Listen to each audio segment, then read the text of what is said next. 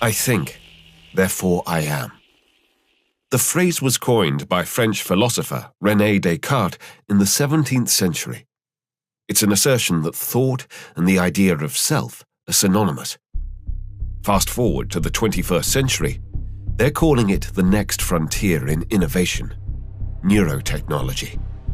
The potential to peek inside your skull, decode your thoughts, and maybe even tweak them while they're at it.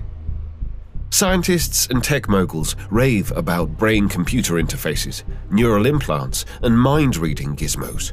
Tools they say will cure diseases, boost productivity, and potentially one day connect us all in some blissful digital hive mind. But are we really ready to hand over the keys to our heads to a bunch of lab coats and Silicon Valley billionaires? Or worse still, the government? What happens when your employer has access to your brain activity? When the algorithms start whispering to our neurons or hijacking them completely? This isn't science fiction anymore. It's here, about to creep out of labs and research and development centers worldwide.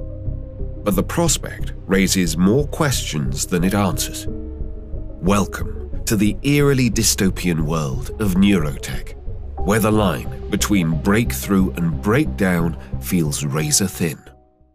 We stand on the brink of a technological revolution, one that promises to unlock the mysteries of the human mind. From brain-to-computer interfaces that allow us to control machines with a thought, to artificial intelligence that decodes our emotions in real time. But as these innovations race forward, a critical question emerges. Will we keep control of our own minds in an age where our neural data can be harvested, analyzed, and even changed? At the same time, a shadowy new weapons category is emerging. Neuroweapons, capable of manipulating our minds and emotions. These covert technologies raise chilling questions about control, ethics, and the future of conflict. In this film, we'll take a look at these emerging trends, and I'll share my own experience with what I can only describe as a neuroweapon.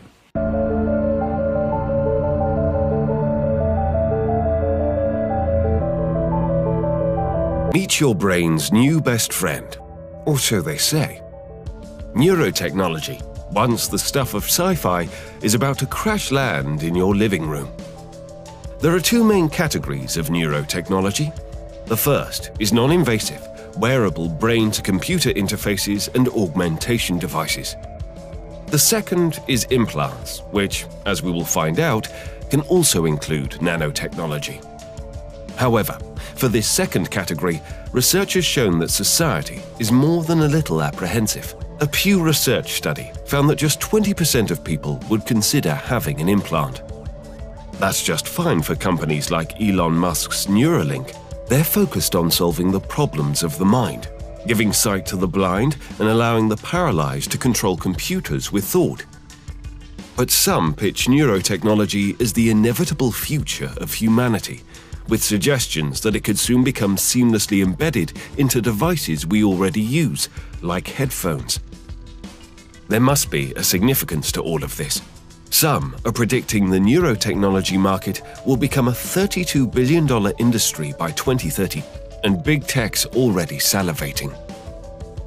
Silicon Valley giants and dozens of startups you've not yet heard of are racing to slap electrodes either onto or into your head, promising to enable brain-to-computer telepathy, decode your thought processes, and even replay your dreams.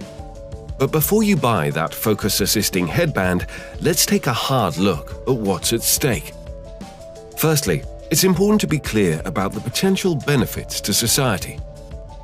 Clinical trials of Neuralink have already given their first subjects a new lease of life. Now imagine the potential benefits for mental health, Alzheimer's, epilepsy, even depression. Introducing electrical current into the brain or certain magnetic pulses is being shown to very robustly treat conditions like depression, certain sleep disorders. The devices that we're talking about now are more data collection. And then you have sort of the opposite side of that coin being neural stimulation and what we're calling mental augmentation.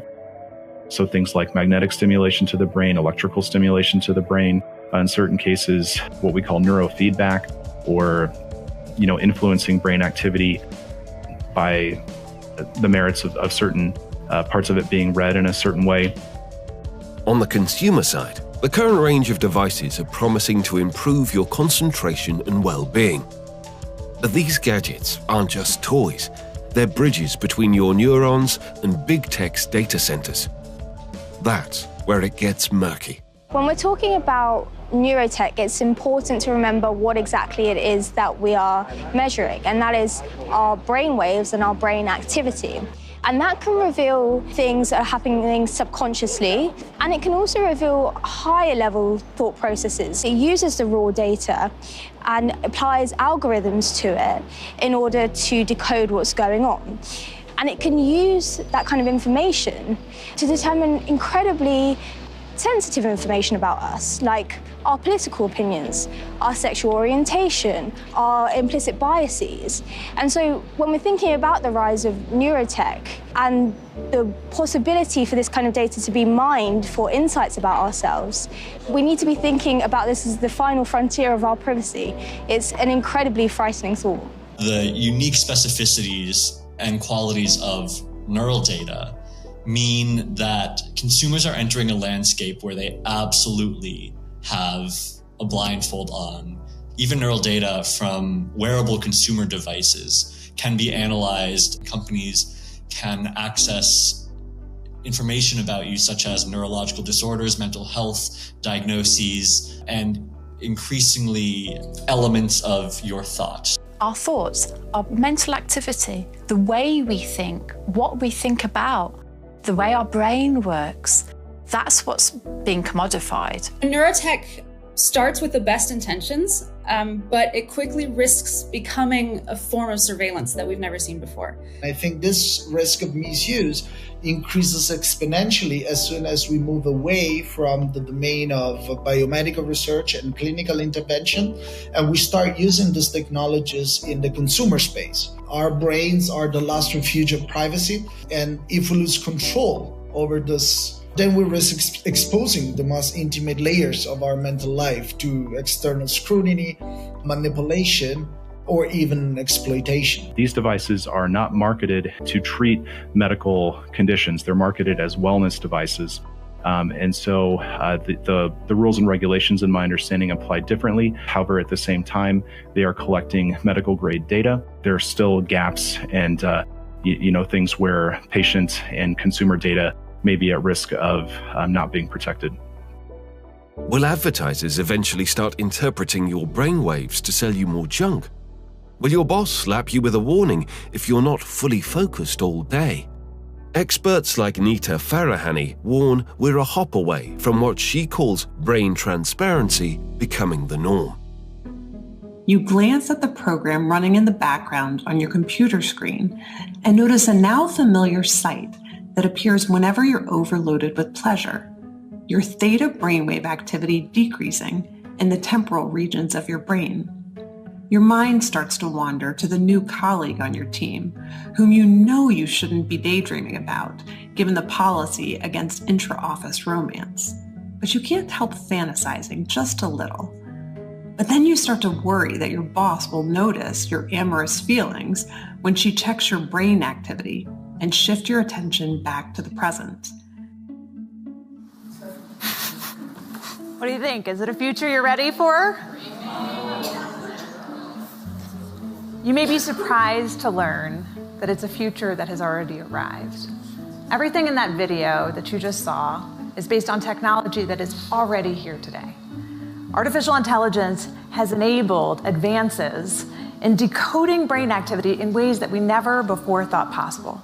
What we've seen consistently is companies from Amazon to Tesco to Walmart and others have introduced what is considered to be bossware or surveillance technology that employees really don't like it, even if it makes their lives better. Okay, well, if you don't like your job, just quit. But what if there's nowhere to go? What if everywhere has ubiquitous monitoring? So what do we do with this? What do we do with technology that enables us to monitor brainwave activity for attention? Do we embrace it? Do we resist it? I wouldn't advocate for employers being able to track brain data. It would just be a wholesale intrusion into individuals' mental space. We don't know what the limits of that would be, and it's a coercive relationship. Around the world, there are employers that have been experimenting with these brain monitoring technologies. But the question is, what happens when this technology moves into an office or a low-risk job? And a lot of the consumer devices that are on the market today are pitched as productivity tools. If your job or your promotion depends on you saying yes to your employer, can you really say no to that? Allowing employers to track this data risks creating a surveillance culture where cognitive liberty, as we call it, freedom of thought in the literal sense, is undermined. And it's not just a question of data protection. I think we should emphasize this. It's about protecting the very fabric of individual freedom and dignity. These devices will hoover up our brain data if we let them. Countries around the world are tightening regulations to protect their citizens. Good luck keeping up with the patent frenzy. Apple, Google, Meta, Snapchat, they're all in the game. Back in 2023, Apple filed a patent to fit their popular AirPods with hardware able to read the, quote, electrical activity of the brain of a user using an EEG device. Google futurist Ray Kurzweil predicts that by the 2030s and 2040s, nanobots the size of blood cells will swim through our bodies, linking our neocortex to the cloud. These nanobots, these blood cell-sized devices, will be going in our bodies, keeping us healthy from inside. We'll have some go inside our brains through the capillaries, non-invasively. They'll be interacting with our biological neurons. They'll extend our memory, our decision-making faculties. They'll put our brains on the internet, and they'll also enable us to enter a virtual reality environment from within the nervous system. So if I want to go in a virtual reality environment, the nanobots will shut down the signals coming from my real eyes and my real skin and create the signals that would be appropriate for the virtual environment. Tech's favorite doomsayer, Yuval Noah Harari, has a wild claim. We're not just humans anymore. We're hackable animals. In various interviews and presentations, he argues that science has already cracked us open. Algorithms, AI, and neurotech won't just predict our choices, they can rewrite them. We'll soon have the power to re-engineer our bodies and brains, whether it is with genetic engineering or by directly connecting brains to computers. What we have seen so far, it's corporations and governments collecting data about where we go, who we meet, what movies we watch. The next phase is the surveillance going under our skin. To hack a human being is to get to know that person better than they know themselves. And based on that, to increasingly manipulate you. Harari's point: with enough data, your clicks, your pulse, your neurons, AI will know you better than you know yourself. But before neurotech creeps from labs into your Amazon cart, it's worth asking, who will be holding the reins to your data? Companies in the brain augmentation space envision a future where we boost memory, learn instantly, and maybe merge our minds with artificial intelligence. A chip in your brain could make you an instant genius. The promise is breathtaking. A world where disabilities vanish, where education is a download, where creativity knows no bounds. But every leap forward casts a shadow. What happens when your thoughts aren't just yours? When corporations or governments can peek inside, or worse, tweak what's there? In the wrong hands, it's a tool for control. And if the brain can be upgraded, who decides what better means? In a 2018 Draper University presentation entitled Connecting Minds to the Internet, Founders Space CEO Steve Hoffman gave the world a preview of where the technology is headed. What's coming next will literally blow your mind. There are new technologies, and a lot of them are being developed by startups and the military that are going to allow us to much more accurately measure and actually communicate with your brain. Scientists have also done several experiments on what they call dream reading. You can start to interpret somebody's dreams through the technology. Now, MIT has a technology, and there are a couple startups that are also working on this, that are building mind-reading software along the same lines as I told you there. So the mind-reading software is really interesting because it's much simpler. When all of us speak to ourselves in our head. So if you can match the patterns in somebody's brain to the patterns in the database, you can literally start to read their mind. It wouldn't take long for you to train a machine to read your mind. Now, that's just the beginning.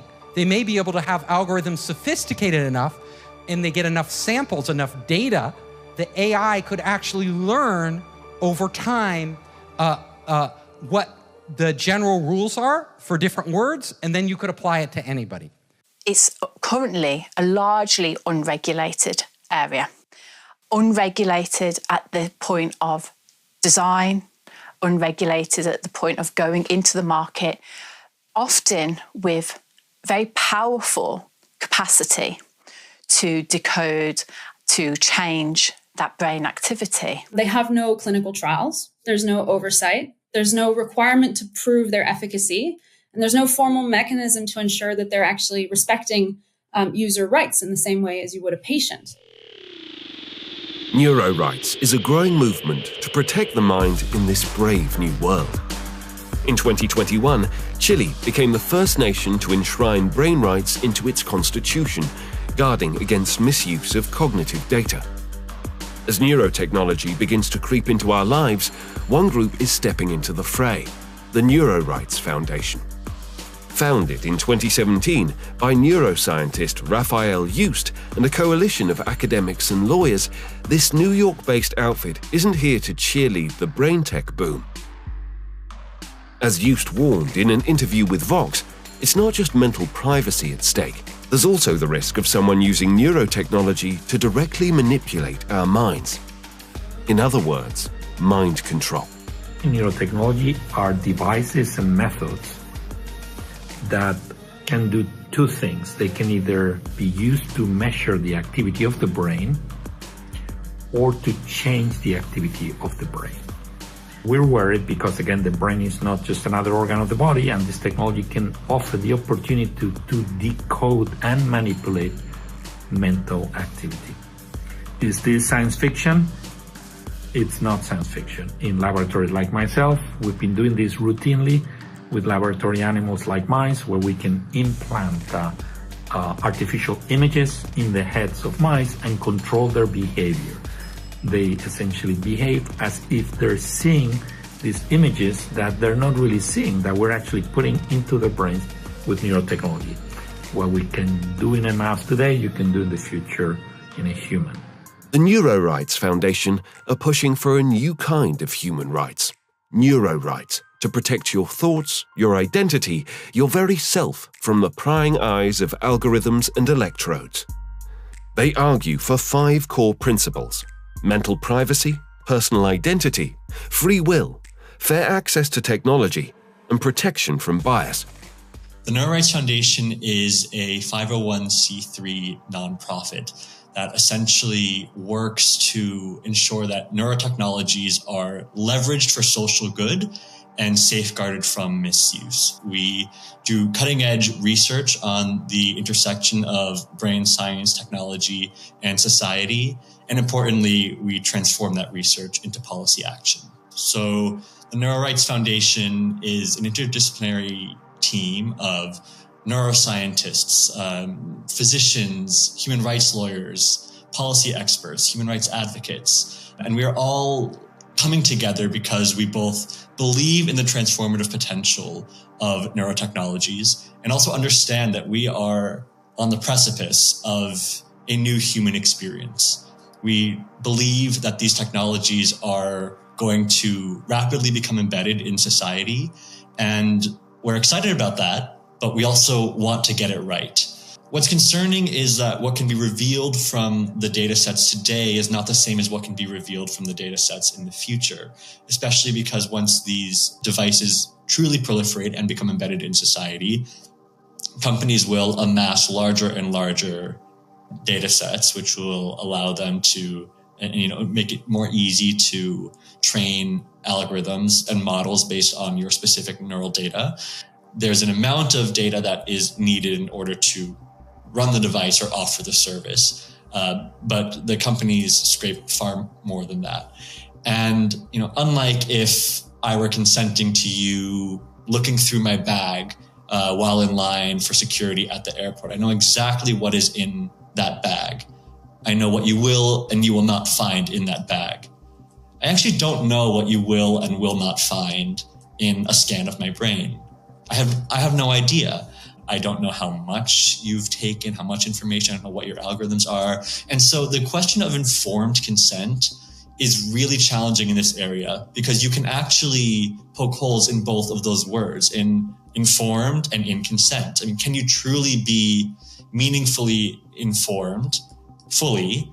And can you really meaningfully consent in this space if you don't understand what the full risks are or what the data are? This is a now problem, and it's about to explode. The Neurorights Foundation aren't alone in their concern. In April 2024, the state of Colorado signed into law an expansion of the definition of sensitive data to include neural data generated by the brain. California, home to Silicon Valley, made a bold move on September 28, 2024.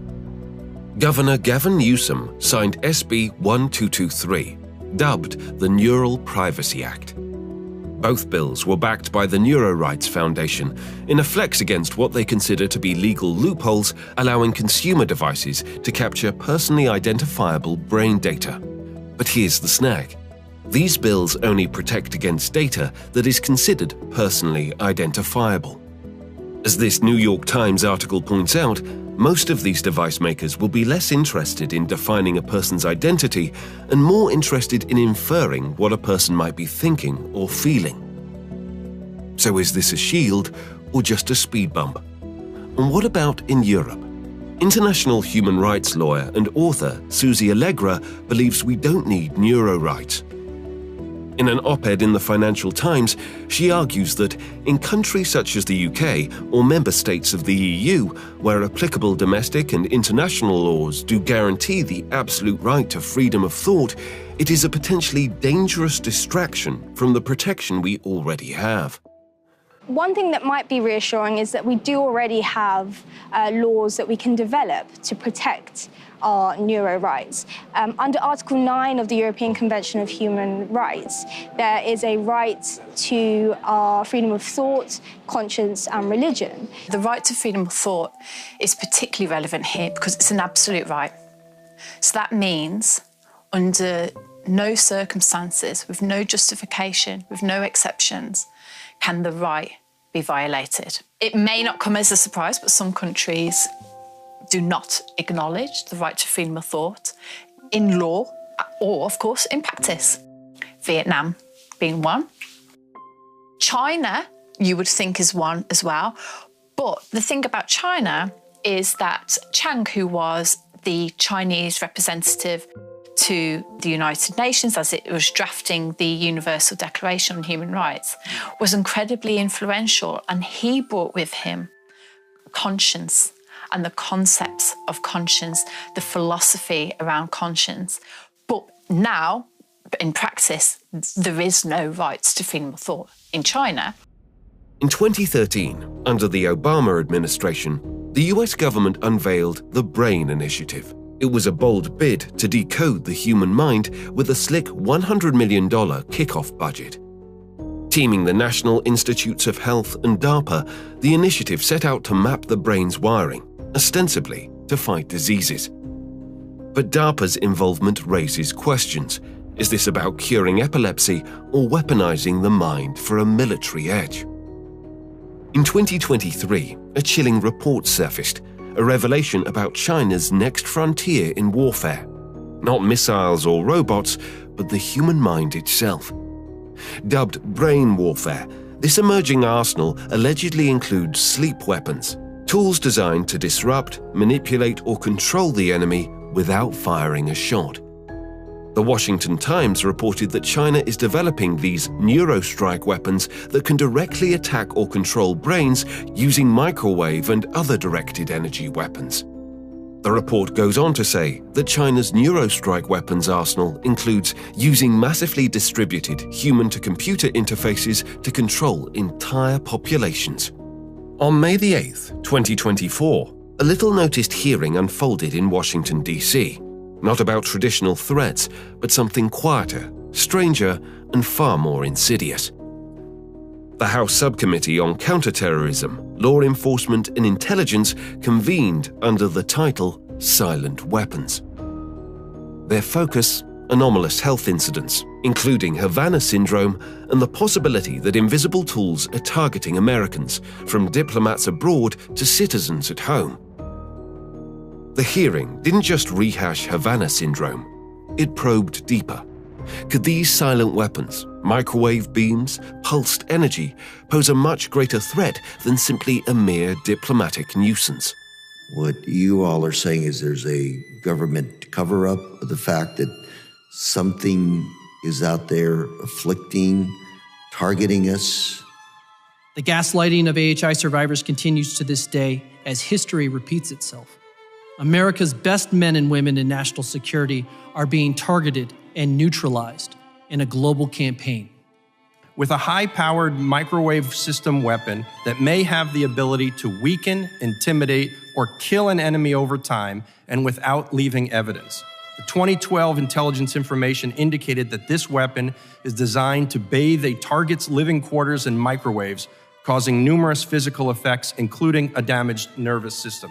There's a wealth of publicly available information concerning the history of directed energy, and particularly its scientific, intelligence, and military applications. I provide an overview in my written testimony. Given the many years our government has been experimenting with developing directed energy weapons, why would anyone not believe our adversaries are engaged in the same efforts? There's more than one way to achieve this same effect on the human brain. And one of the most disturbing denials that I've seen in some of the publications leading up to our findings being published was an attempt to create the impression that no technology would allow this impact on the human brain. That is provably untrue. There have been experiments that prove that both acoustic and waves, directed waves in the ultrasound, primarily the ultrasound band, but also electromagnetic directed energy, especially pulsed nanosecond energy beams in the millimeter band through something called the Frey effect, which converts electromagnetic energy into an acoustic band wave that can be within or without or outside of the audible band, can have the same effect on the human brain, which can have long-term concussion-like symptoms. From my personal point of view, making this public is the best protection. These are very covert weapons, aren't they? They don't leave behind bomb fragments, bullet holes, etc. They could absolutely be used by our adversaries and have very low levels of, very easy to deny that they were even there, that they were used. Is that correct? That's correct. There's no entry or exit wound. How they're designed is to make the target feel like they're crazy, like they're imagining things, especially on the low duration, the low intensity, long duration hits. Havana syndrome first hit the radar in 2016. Many sources suggested radio frequency energy as a culprit, echoing decades-old science on microwave auditory effects. Silent weapons hover at the edge of our understanding. But as neurotech blurs into warfare, one thing's clear. The threat doesn't shout, it whispers, making it deniable and leaving victims frustrated with the lack of help. There's clearly a risk of an arms race here. I think it's already happening. There are documents and there are statements suggesting that militaries in some of the most developed, richest, economically stable countries are already developing neurotechnology. There are reports that certain governments around the world are exploring forms of neurowarfare and kind of leaning into a future of cognitive warfare. And so that's something that greatly concerns me. Neurotechnology is a weaponized technology. It's being used among military organizations across the world. And we're seeing organizations like DARPA in the United States. China has established a cognitive warfare unit. Many other countries are using these technologies for experimental purposes in the military sector, developing psychotronic weapons, developing some form of cognitive affective manipulation that could be used to suppress dissent or enforce conformity. There's no collective conversation here. There are no parameters, there are no limits, there are no boundaries. It's incredibly worrying. Governments have been eyeing the prize for many decades. Influence behavior, extract secrets, and disable enemies without firing a shot. In the shadow of the Cold War, the US and Soviet Union were both digging into psychotronic weapons. The Moscow signal was a reported decades-long microwave attack on the US embassy in the Russian capital. A later study found that embassy staff had a higher cancer mortality rate than the general population, with one ambassador reportedly bleeding from the eyes. During the same time period, the United States was embarking on one of its most secretive and controversial programs, Project MK-Ultra. Launched in 1953 by the CIA, MK-Ultra aimed to master the art of mind control. Over 2 decades, the program explored a chilling array of methods, including electroshock, hypnosis, and sensory deprivation, often testing them on unwitting subjects from prisoners to everyday citizens.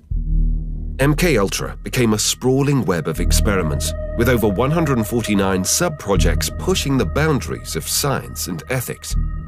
Among these, Sub-Project 119 stood out. Initiated in the early 1950s, it sought to manipulate human behavior through remote electronic means, exploring bioelectric signals and brainwave activation. Sub-Project 142, on the other hand, ventured into the biological realm, experimenting with animals to test a combination of drugs and electrodes on behavior, laying groundwork for later human trials. On July 21, 1977, the veil over MK-Ultra began to lift. A bombshell article in the New York Times exposed the program to the public, detailing how the CIA had spent years conducting mind control experiments on unsuspecting Americans. The piece, spurred by newly released documents, revealed the agency's use of psychological torture and covert testing, much of it uncovered through a Freedom of Information Act request. But MK-Ultra didn't emerge in a vacuum. Its roots trace back to Operation Paperclip, a post-World War II initiative where the US recruited over 1,600 Nazi scientists to bolster American military and intelligence efforts. Some of these scientists, fresh from experiments in concentration camps, brought knowledge of torture, brainwashing, and human experimentation. This knowledge found a champion in Alan Dulles, the CIA's formidable director from 1953 to 1961. Dulles greenlit MK-Ultra, envisioning it as a weapon against Soviet mind control. Experiments leveraging technology to alter free will weren't limited to the CIA. Meet Dr. Jose Delgado, a Spanish professor turned Yale neuroscientist who, in the 1960s, stunned the world. With a flick of a switch, he stopped a charging bull dead in its tracks using a device he called the stymoceiver, a brain implant controlled by radio waves. Delgado spent decades probing the mind's wiring, from cats to monkeys to humans, sparking awe, fear, and a flood of questions. He dreamed of a psycho-civilized society where electrical jolts could tame aggression or shape behavior. He implanted electrodes into psychiatric patients, claiming he could trigger joy, rage, or calm on demand. His tools were crude by today's standards, but the idea? Hack the brain, control the person. Dr. Jose Delgado demonstrated remote control over a charging bull. By connecting a radio antenna to electrodes inserted into the bull's brain, Delgado proved that the animal's aggressive impulses could be thwarted by electronically manipulating the bull's muscle reflexes. Do you realize the fantastic possibilities if from the outside we could modify the inside? Could we give messages to the inside? But the beauty is that now we are not using electrodes. In recent years, Delgado has shown that the behavior of monkeys can be altered using low-power, pulsating magnetic fields. But in these experiments, there were no antenna implants. Any function in the brain, emotions, intellect, personality, well, could be perhaps modified by this non-invasive technology. Neuroweapons. The word conjures images of sci-fi villains and shadowy conspiracies. Tools that don't just target the body, but the mind itself. Take the so-called voice of God technology, known by some as V2K or voice to skull. The idea is simple but eerie. Use microwaves to beam sounds or voices straight into a person's head, bypassing their ears. It's rooted in the microwave auditory effect, also called the Frey effect. In 1960, a biologist named Alan Frey embarked on a groundbreaking journey that would challenge our understanding of the invisible world around us. Working at General Electric's Advanced Electronics Center at Cornell University, Frey was drawn into a mystery when a radar technician claimed he could hear the signals emitted by radar stations. What began as a curious anecdote soon unraveled into a scientific revelation: the discovery of the microwave auditory effect, a phenomenon where pulsed microwaves could produce audible sounds directly in the human brain. Pulsed frequencies heat tiny bits of brain tissue, creating a shock wave the auditory system picks up as sound. The military flirted with it. Documents from the army once described V2K as a non-lethal weapon, even floating it as an electronic scarecrow for airports. Then, the page disappeared. In 2008, Wired reported that the US military had funded development of a non-lethal weapon that could create a sound inside your head using the microwave auditory effect. The publication quoted Dr. Lev Sadovnik of the Sierra Nevada Club, who suggested, in addition to military uses, these devices could be used at low power to produce a whisper that was too quiet to perceive consciously, but might be able to subconsciously influence someone. Sadovnik even suggests subliminal advertising, beaming information that is not consciously heard. If this technology has been around since the 60s, you can bet it's much more advanced now. And if the mind can receive audio data wirelessly and at a distance without the need for augmentation, can other types of data be sent? Can the brain's signals, our thoughts and feelings, be read and decoded wirelessly too?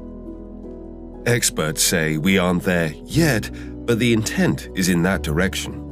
If wireless neurotechnology becomes more widely available, then it will also leverage much larger data sets, and these much larger data sets can be in turn used to better train the algorithms. And then the possibility of mass neural data collection, which in other words means mass mental surveillance, isn't far-fetched in my view.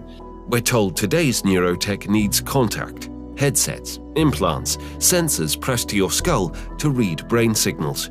Your brain's neurons fire off tiny electrical signals, measurable as low-frequency electromagnetic waves. But the signal would be like a whisper in the wind. Could a super-sensitive receiver, maybe paired with AI, detect and decode those signals remotely in future?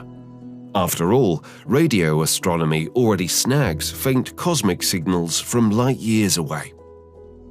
As neurotech races forward, the shadow cast by Frey, Delgado, and MKUltra looms, and many are wondering who picked up the mantle.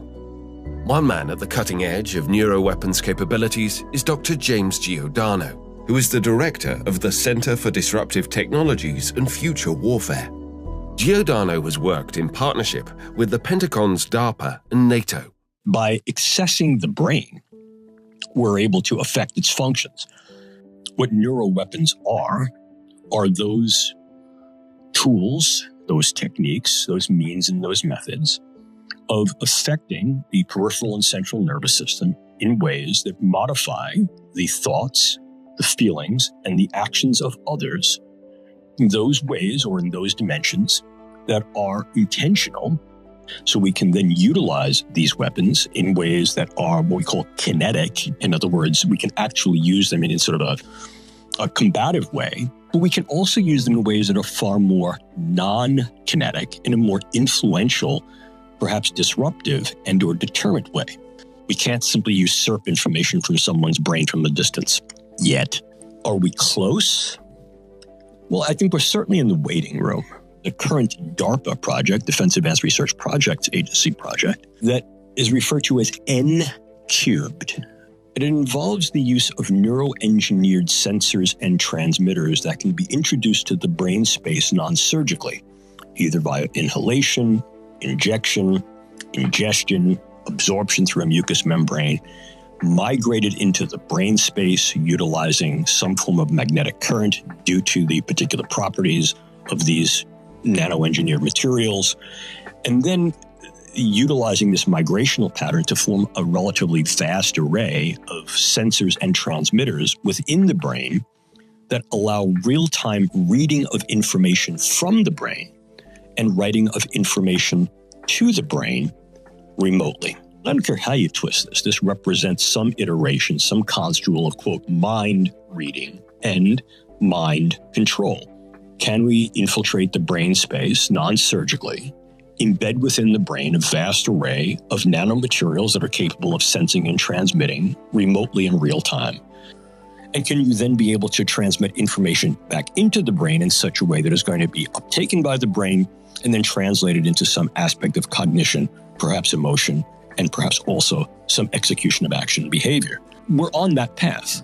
Could they be used by state agents and actors in ways that target specific individuals for clandestine engagement? Yes, absolutely. Could they, in fact, be inflicted upon an individual without this individual knowing? Well, yeah, actually they could. Some of these tools are also recognizing that the brain, as an electromagnetic organ, is therefore sensitive to a variety of energies that may be directable. And now we're talking about directed energy weapons and or directed energy devices that could be weaponized. And we're looking at a broad spectrum. For example, we're looking at directable and rangeable acoustics and sonics, ultrasound and infrasound, lasers, rapidly pulsed microwaves. And we recognize that each and all of those things speak to particular vulnerabilities in the way the human nervous system operates that can be affected by a variety of these tools that are increasing in their capability and sophistication that can affect individuals and groups of individuals in ways that they may not be aware at the time, to be able to induce effects that may be initially subtle, but are nonetheless profound in terms of altering their capabilities of thought, their clarity of thought, their ability to function, the types of thoughts they have, vigilance, capability of thought, clear-mindedness, and a host of physiological functions, their balance, their coordination, their ability to do a job, their health. I think we also do need to be concerned about the potential capability of state actors, particularly state actors that exist within authoritarian regimes, to make particular demands that these technologies be implemented for social control. It's not just the US military taking this seriously. NATO's Francois de Cloussul recently published a report entitled Cognitive Warfare, A Battle for the Brain, in which he talks about the convergence of 4 areas of technology: nano, bio, info, and cogno technologies, which when combined can turn the brain into the new front line in warfare. Thank you for giving me the floor and the opportunity to discuss on cognitive warfare. Cognitive warfare causes an insidious challenge by attacking everyone's personal cognition. In other words, the ability to process information and to turn it into knowledge. It all disrupts the ordinary understandings and reactions to events in a gradual and subtle way that we cannot see at first sight, but with significant harmful effects over time. Cognitive warfare has universal reach. The massive worldwide investments made in neurosciences suggest that the cognitive domain will probably one of the battlefields of the future. It's where the term tinfoil hat originated. People convinced the government is sending and receiving data to and from their minds. Self-described targeted individuals report relentless voices, remote monitoring of their thoughts, and electronic torture, blaming secret, unacknowledged special access programs, the CIA, and even Elon Musk. Before I supported Trump and everything, there were two guys that traveled to Austin to kill me. I don't know if you know about this. Yeah, I did hear about that. Yeah. And two separate incidents. One guy thought I put a chip in his head. Targeted individuals claim they're under attack by invisible forces. To the outside world, it's a delusion. To them, it's a living hell they can't escape. The Wikipedia page dedicated to it even calls it a delusional belief, without any evidence to prove that statement.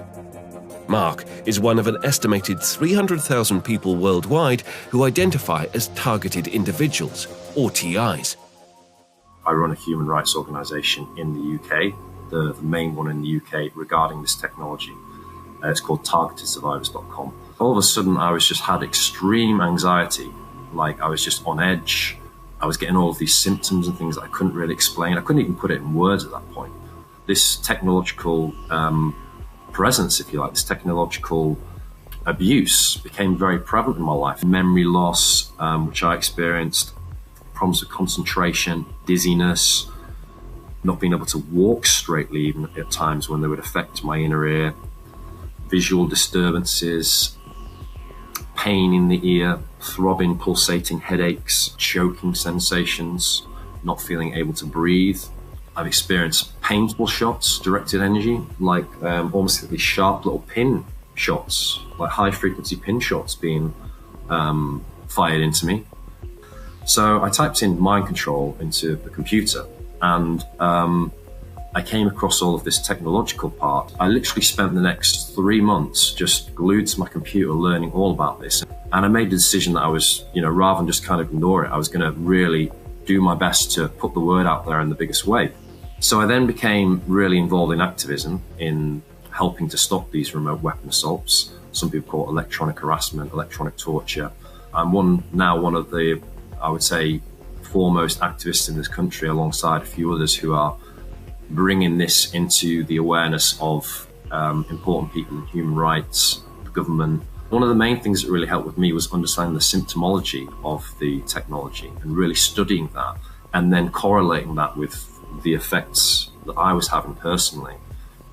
And I was able to verify that I was having this, not just for myself, but through other people by corroborating this with many, many, many other people, both through online, people I spoke to personally. I spoke to hundreds of victims over the course of the next years, building up the picture through patents, seeing that there was over 100 registered patents to do with mind control, pertaining to mind control technology. There is a lot of evidence out there backing this up as well. All credible evidence, if you're willing to look, if you're willing to do the research, and if you have an open mind, willing to go there. Because for a lot of people, it's a fear thing. It's like people don't, it's the ultimate fear, this kind of, well, I'm not safe in my own home. This is the most important human rights abuse in the world that is happening right now. The goal of this program is trauma-based mind control. The way that they're using this technology comes from the same playbook and methods and approach that they've used on this more traditional physical torture M-Culture program. For example, torturing the individual to the point where their mind is weakened and they're more programmable. It appears now that the program is very much used on an experimentation level and on an oppression level as well. So, for example, people are speaking out in the military intelligence and or people that have been in military intelligence and they have too much information, they know too much. Targeted individuals describe a relentless campaign of surveillance and torment, coordinated gang stalking by strangers, electronic torture, fear that they've been implanted without their knowledge.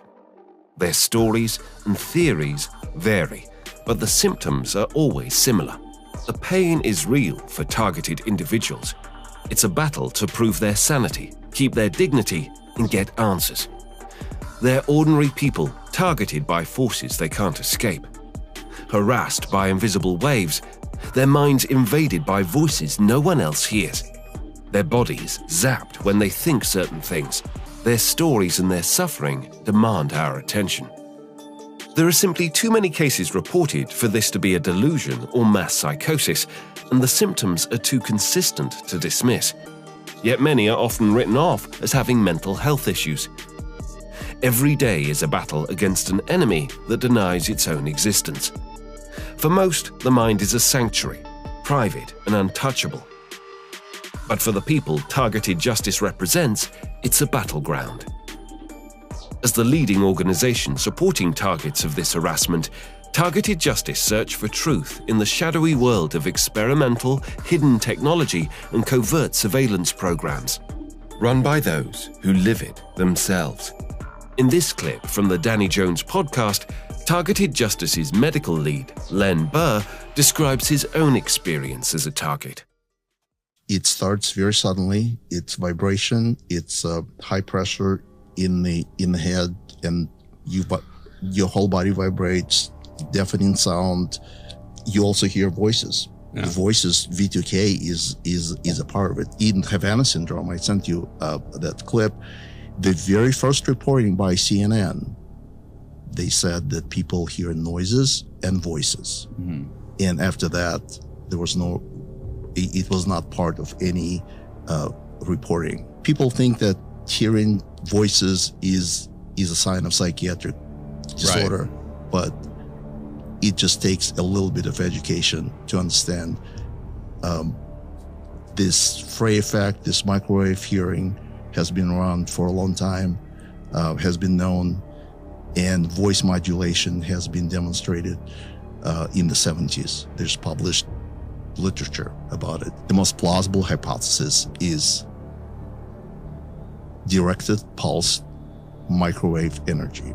So that's the causative agent. That's what causes the brain damage. Directed pulse microwave energy. Yeah, pulse is very, very important because if you just microwave, it just heats up. But short pulses produce that thermoelastic effect. So the tissue is just expanding and collapsing in that way. It heats up just enough to induce damage or produce that audio, that Frey effect. It isn't just Targeted Justice and Targeted UK raising awareness on this issue. There's also the Stop Egg Foundation, PAX International, and the International Coalition Against Electronic Torture, or ICOTOR. We spoke to Melanie Vritchen, president of ICOTOR, about the TI experience. I'm the president and the founder of the International Coalition Against Electronic Torture and Robotization of Living Beings, and in short, ICOTOR. And we are a Brussels-based not-for-profit association aiming at promoting the recognition of the rights of victims of illegal experiments using remote influencing technologies. That means implantable electronic devices and directed energy weapons. Our organization's goal is to influence European and international legislation by calling for a global ban on weapons that enable any form of human manipulation. The number of people complaining about being victimized by these technologies is indeed increasing exponentially in all countries. Physical and psychological symptoms, complaints they express are identical everywhere. And the victims complained about artificial auditory effects, electronic shock sensations in various extremities, needle-like sensations in specific areas of the body, and experience of brain stimulation. So this is what they all said. The abuse of these type of technologies without consent constitutes a serious violation of the Hippocratic Oath, the Nuremberg Code, and the fundamental human rights of the European Union and the UN, as well as the constitutions of most Western countries.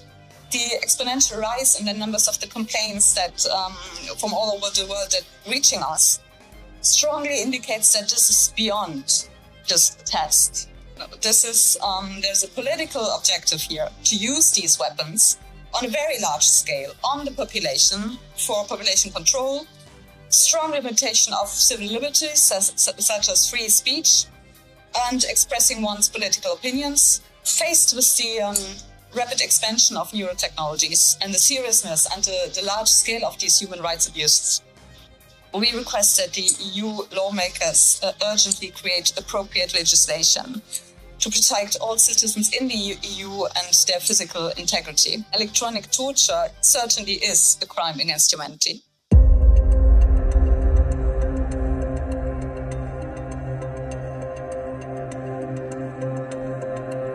Victims describe directed energy, microwaves, radio frequencies, or pulsed electromagnetic fields deployed with surgical precision.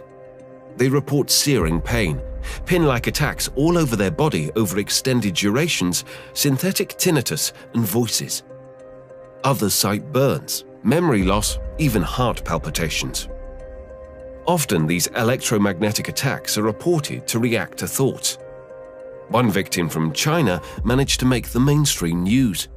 An unusual type of harassment has reportedly appeared in China, seemingly taken from the pages of a science fiction novel. Some claim the Chinese regime has developed a special kind of technology used to broadcast information directly into a person's mind. Known as electronic harassment, it's allegedly used to silence those who dare to speak out. Wang Haibang says he's been suffering from what he calls electronic harassment for 12 years. He explained that it all started after he filed a corruption report in 2008.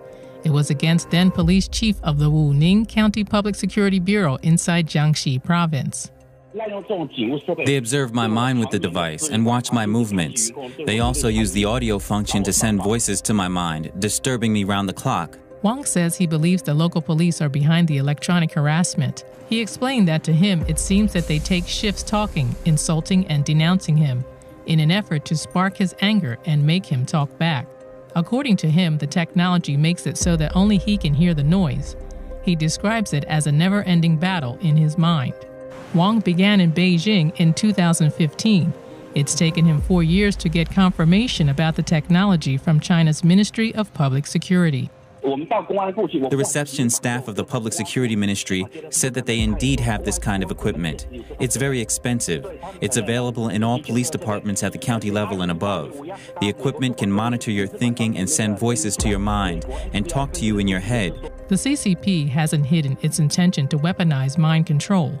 Regime media mouthpiece Xinhua reprinted an article earlier last year speaking highly of the technology's military and wartime value. The article says the purpose of mind control weapons is not the destruction of an enemy's flesh, but of his will. It also says the new technology doesn't require a chip implanted in the human brain. Instead, electromagnetic waves, light, sound waves, smells, among other things, can be used. Reporting by Xu Wanhui, NTD News. Forms of torture are prohibited by international human rights law, so any form of torture that was enabled by neurotechnology devices, we know would also be prohibited. Our team strongly believes that any form of non-consensual reading of your thoughts and using them against you would be a violation so invasive and so distressing that it could constitute inhumane and degrading treatment under international human rights law. The UN Human Rights Council has formally flagged this. So in their most recent report, the advisory committee made it very clear that use of neurotech for torture is a violation of human rights. So that would be quite a serious crime. But of course, just because something is prohibited by the UN doesn't mean it's not going to happen. And neurotech is advancing rapidly. Much of it is outside the public eye.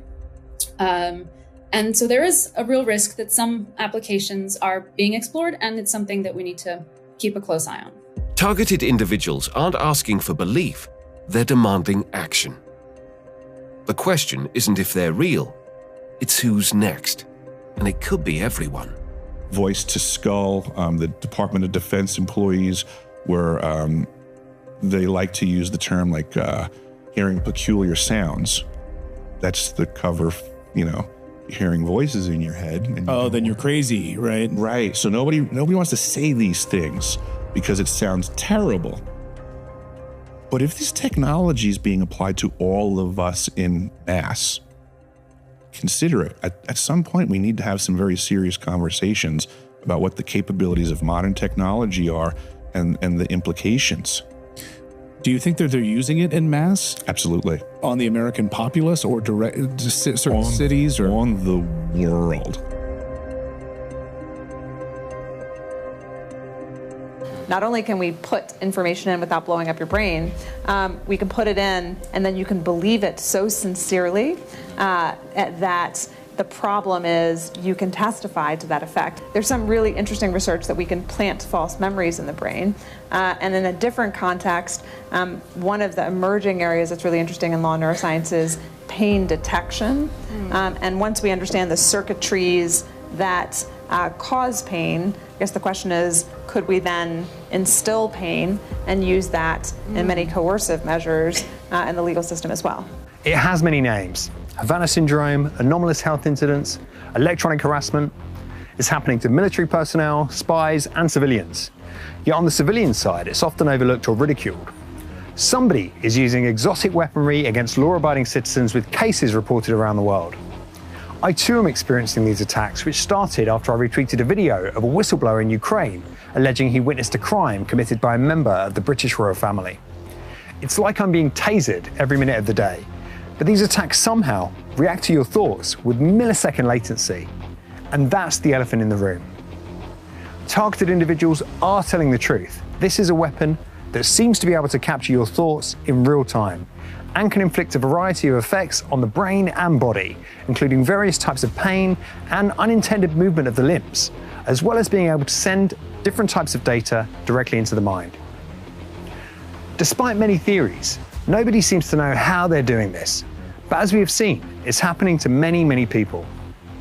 Both Mark and Melanie said to me off camera that they know victims that have taken their own lives. Such is the debilitating and destabilizing nature of this weapon. Could the nano-engineered particles that Dr. Giordano mentioned be to blame, or is this being done solely by directed energy weapons? Could it be one single entity, or are multiple governments around the world testing these tools on their own citizens? Are neuroweapons that can remotely inflict pain and read your thoughts our new reality? Because if so, the balance of power has shifted, and that should greatly concern everybody. I believe we need an international disclosure of the capabilities of militarized neuroweaponry and a substantial push for legal protections against any unacknowledged covert use of these technologies. Most people have no idea what a neuroweapon is, let alone what it's capable of. We need full transparency on this so people know what to look for if it's turned on them, as well as legislation that guards against any kind of subliminal or emotional manipulation of both individuals and mass populations. Something very dark is happening here, and I have a terrible fear this program could be scaled up to many millions of people. We must do something. At first, I had no idea what was happening to me, but then I saw the Daily Mail article.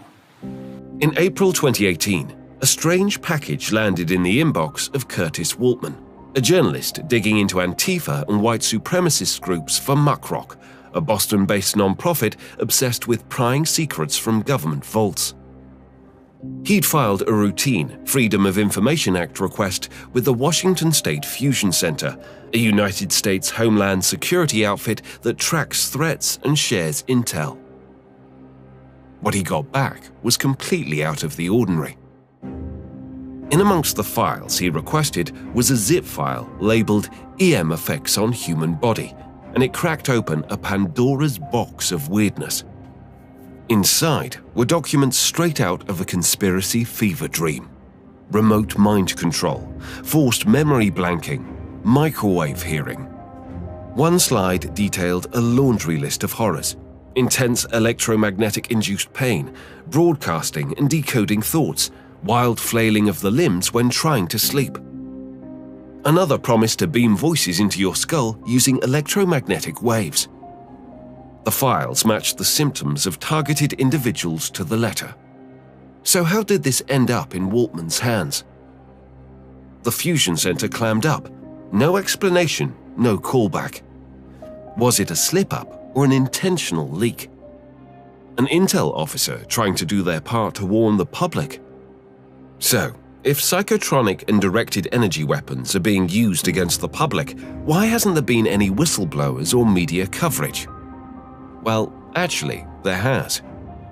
Former governor of Minnesota, ex-Navy SEAL and WWF wrestler Jesse Ventura covered the targeted individual program in a 2012 episode of his hit show Conspiracy Theory. In the episode entitled Brain Invaders, which is available online, he took viewers into the world of targeted individuals. So when MK Ultra came to the forefront and it became public knowledge in the 70s, the government said they canned the program, it was gotten rid of, and you're chuckling over that. Is that untrue? Well, did they get rid of the mind control program, or did they just rename it and take it somewhere else? It was a shell game. They had a procedure where they actually put a transmitter transceiver in your sinus cavity, and it was hardwired into your brain. What would they use today in substitution for that? Microwaves. And they can target one individual with this? They have the ability to do that? Well, yes, and they also have the ability to do mass population. They have the ability to do that? Well, there's a variety of answers, and all of them go back to the same thing, electromagnetic pulse. They put thoughts in their heads, they hear voices. What would be the government's purpose for doing this? Absolute control. One of the guests interviewed in the episode was Dr. Robert Duncan, a Harvard-trained scientist who worked with the CIA, DARPA, and the Department of Defense. I've worked on projects for the CIA, Justice Department, Department of Defense. We've run into a few people that claim they got voices in their heads, they sleep inside tinfoil boxes, they do a lot of crazy things, it seems. But when they talk to us, they seem totally normal. They seem totally sane. Are these people crazy, or is the government doing this to them? The government's doing this to them. They're called voice of God weapons. So you know for a fact that these weapons that you worked on, they're being used domestically today? Absolutely. It's the ultimate weapon.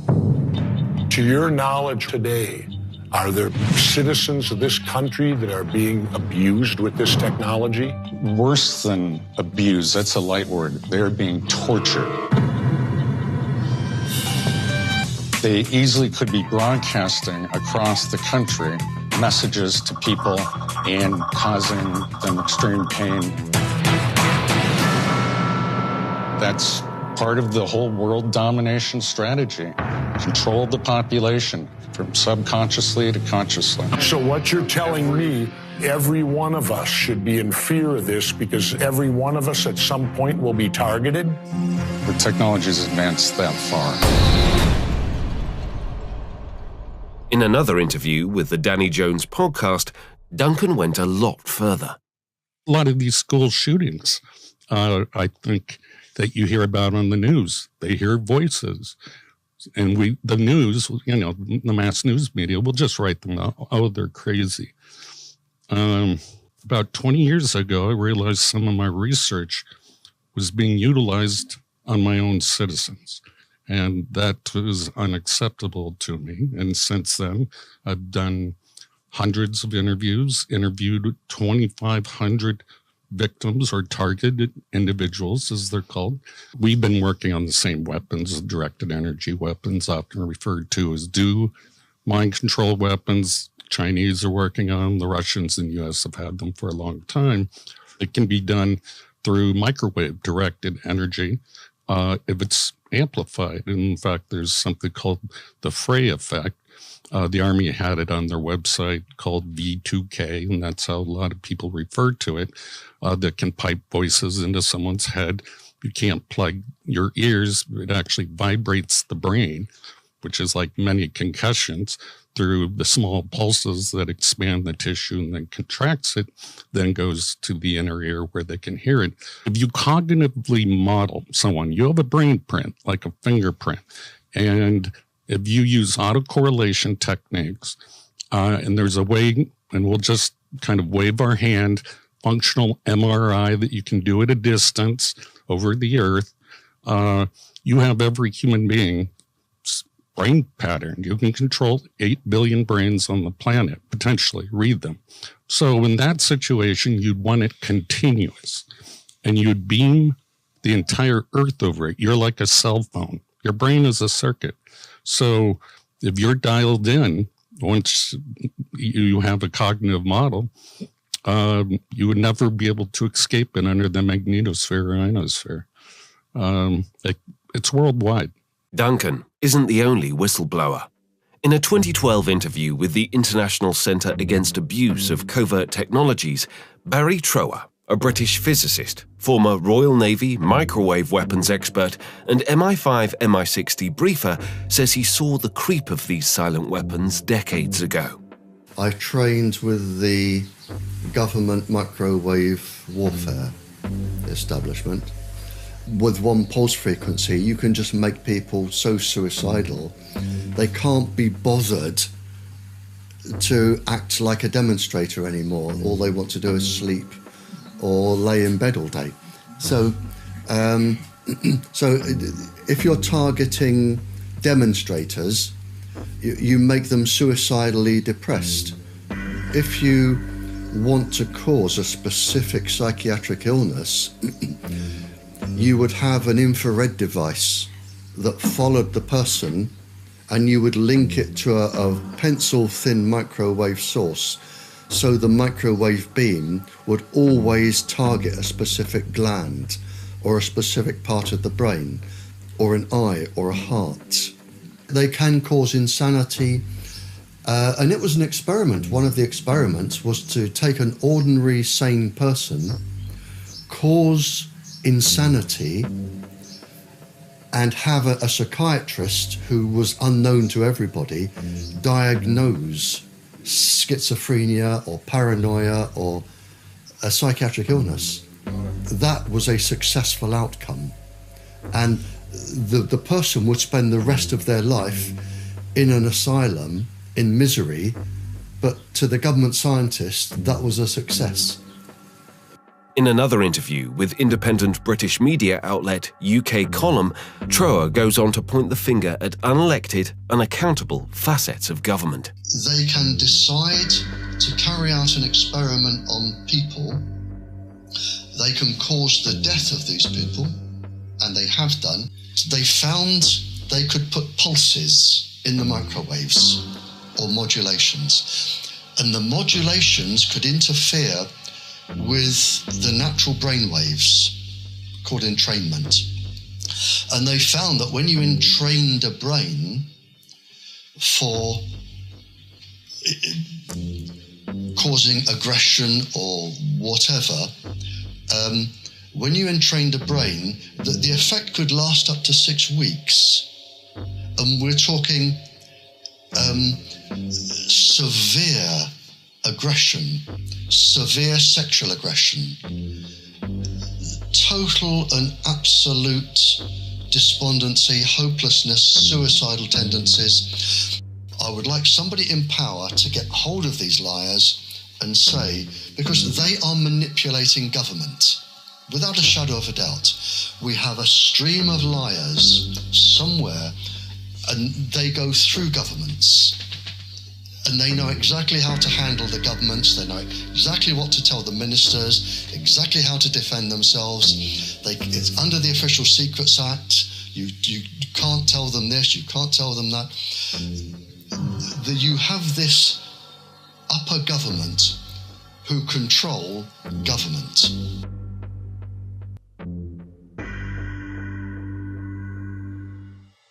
From the northern reaches of Finland emerged a voice that dared to challenge our understanding of the modern world.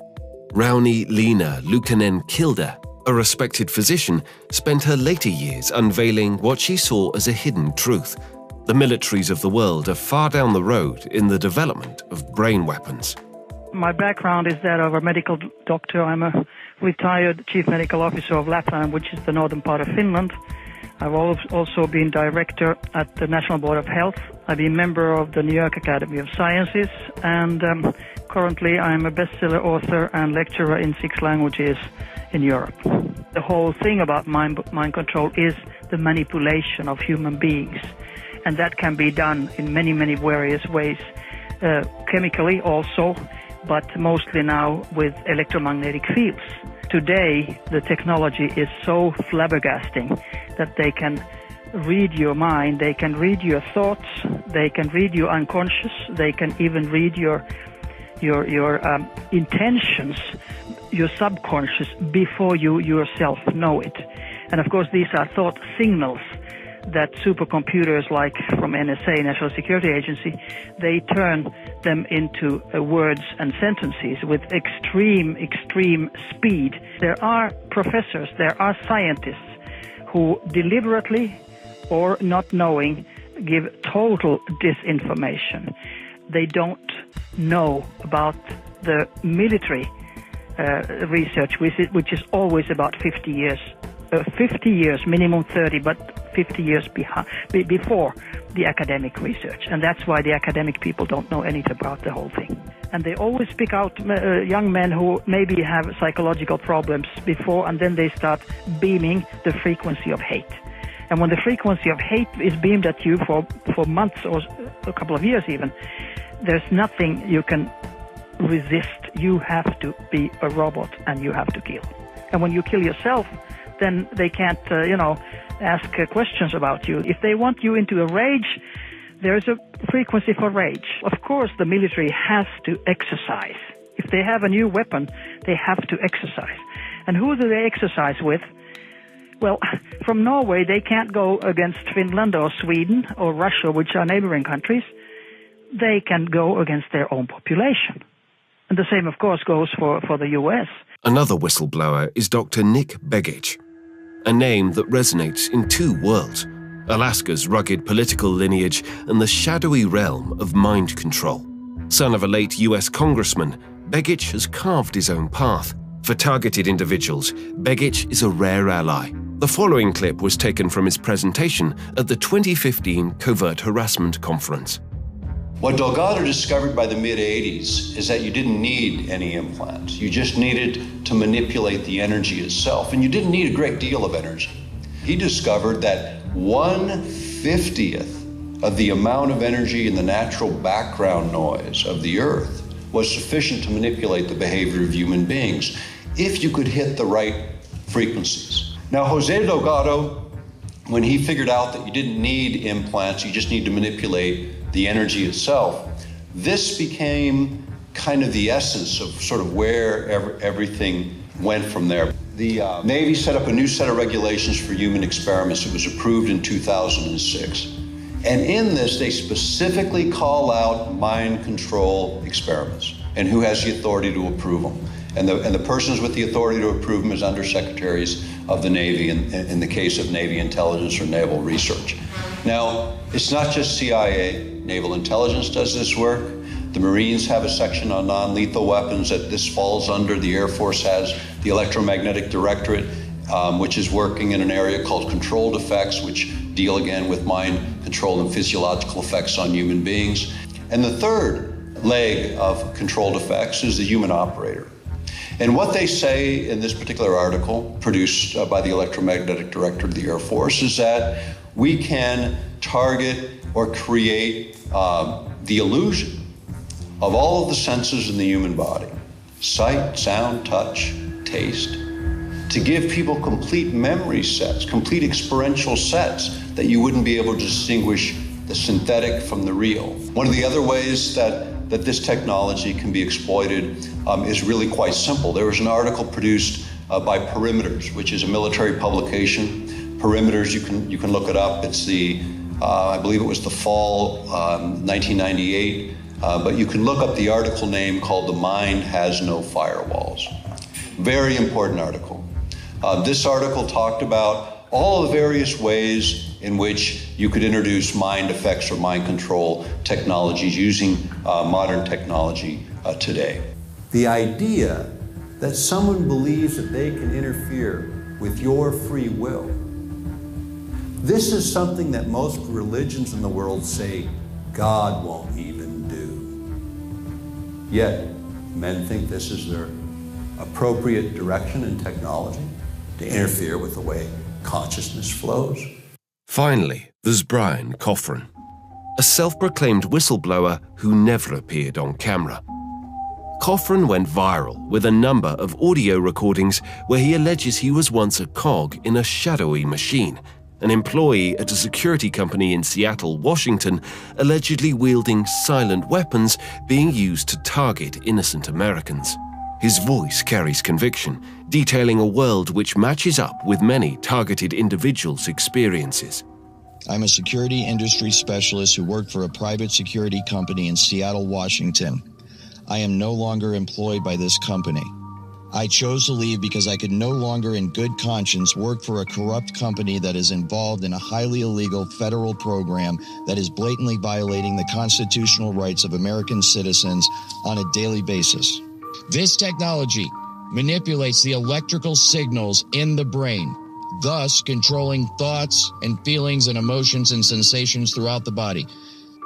This technology can also be used to manipulate the emotions of the target. It can induce fear, love, hate. It can cause you to be nervous. It can cause you to be confident. It can cause you to be depressed. It can cause you to be happy. This technology can be used to beam images and even motion pictures into one's brain. This technology can also be used to read the thoughts of the target in real time, and they can read your thoughts verbatim as they occur within your own mind. The overall effect of this technology is one that can control the mood, the attitudes, the thoughts, the feelings, the emotions, and thus the motivations and then the actions of the target. All day, every day, 24 hours a day, 7 days a week, 365 days a year. It is a highly sophisticated technology. It is one that produces literal and total and complete mind control over the targeted individual. At the United Nations, the fight against torture is a cornerstone of its mission. Physical and psychological torment have long been condemned under international law. But what happens when the weapon isn't visible? When it's electromagnetic waves, pulsed energy, or nanotechnologies targeting the body and mind? In 2018, a petition reached the UN Human Rights Council. Activists claimed governments were using psychotronic devices for torture, zapping brains, disrupting sleep, inducing pain without a trace. So where do the UN stand on the issue of neuro rights? In 2024, they published a groundbreaking report titled Impact, Opportunities and Challenges of Neurotechnology with Regard to the Promotion and Protection of All Human Rights. The UN report warns of unprecedented risks. Neural data could expose our thoughts, emotions and desires, threatening our right to privacy and mental integrity. Without clear rules, employers or governments could exploit these tools, eroding autonomy. From global standards to public education, the report urges action to protect our rights while embracing innovation. Neurotechnology stands at a crossroads, a marvel of human ingenuity, a lifeline for the broken, a window into the mind's deepest secrets. But as we've seen, its shadow stretches far beyond healing. The tools that promise to enhance us could just as easily enslave us, turning the brain, the last bastion of our individuality, into a battlefield.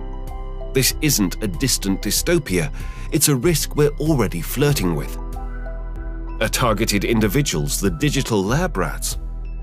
We know from MKUltra that these kinds of programs are possible and don't ask for permission from the people they recruit as guinea pigs.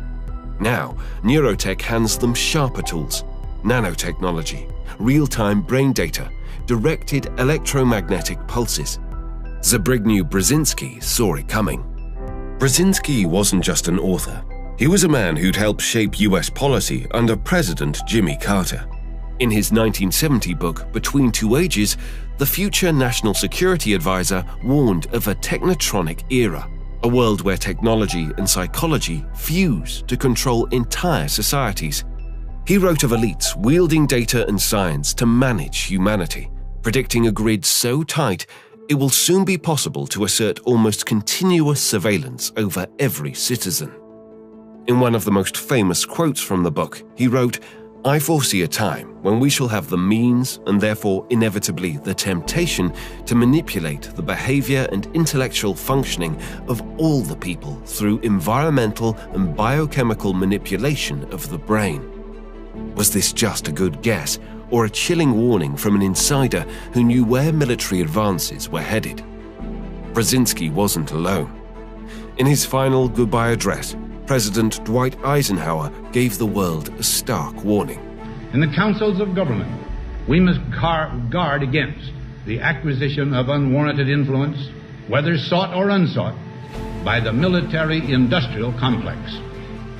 The potential for the disastrous rise of misplaced power exists and will persist. We must never let the weight of this combination endanger our liberties or democratic processes. Yet in holding scientific research and discovery in respect, as we should, we must also be alert to the equal and opposite danger that public policy could itself become the captive of a scientific, technological elite. Fascism doesn't need jackboots when it can whisper directly into your neurons or zap you for wrongthink as soon as an idea creeps into your mind. Some of the devices, some of the technology, some of the scientific papers are reporting the ability to interfere with the human mind, interfere with what we would perhaps think to be spontaneous, autonomous thoughts, thought processes, mental states, but are actually being influenced externally and without our knowledge. That's a complete violation, a complete erasure of our individual autonomy. What does it mean to be entering a new paradigm where there are deeply embedded technologies that have the potential to change our brain activity? The idea of technologies being able to transform or alter the very neural processes that lead to who we are and what humanity is, it makes this deeply urgent and existential. This is a revolution that will fundamentally transform what it means to be a human. If your freedom to think freely and the privacy of your mind are endangered, then all the other freedoms that depend upon these two basic freedoms will be violated. Like with any powerful technology, neurotech can be used for good and it can be used for harm. And so that has the potential to really reach into the core of who we are. So our thoughts, memories, emotions, sense of self. With the current consumer technologies on the market, that's not the case, but there's research going on behind the scenes. There's more powerful technologies coming. And misuse of that is particularly chilling. We're sleepwalking into a world where our thoughts can be accessed, predicted, manipulated without our consent and potentially even without our awareness. Will this hijacking of our cognitive privacy be sold to us as a Minority Report-style attempt to tackle pre-crime? Will dream thieves be able to steal intellectual property and secrets while you sleep, like the movie Inception? Will we be able to install Total Recall-style fake memories into our brain to escape our dreary lives, as Google's Ray Kurzweil predicts? Hollywood's been warning us for a while that a dark future awaits us. Think of The Matrix, a world where humanity's plugged in, stripped of agency, living as batteries for a system that owns them. Neurotech could be our slow slide into that pod. If your perceptions can be hacked, your emotions dialed up or down, your choices scripted by a signal, what's left of you? This technology has the potential to reduce us to nodes in a techno-fascist smart grid, where dissent is not just crushed, it's erased before it forms as a thought. We're not there yet, but the pieces are falling into place. The growing techno-political oligarchy that is emerging around the world, they have a great interest in your minds. They have a great interest in your thoughts, and they have a great interest in surveying and governing your behavior. I consider that neurotechnology isn't so much a new threat or a new challenge for human rights protections. It maps on to all of the existing systematic challenges that human rights face. Inequality, discrimination, poverty, abuse of power and powerlessness, coercion, exploitation, all of these things will be present, if not amplified, in some contexts through the use of neurotechnology. So we really need to think in a joined-up way how to provide international protections for individuals, for the human mind in this context, and we need to do it quickly. Neurotechnology's promise is dazzling, but its threat is existential. Will we wield it to rise, or let it bury what makes us human? The choice isn't tomorrow's, it's now. And the clock's ticking, louder than you think.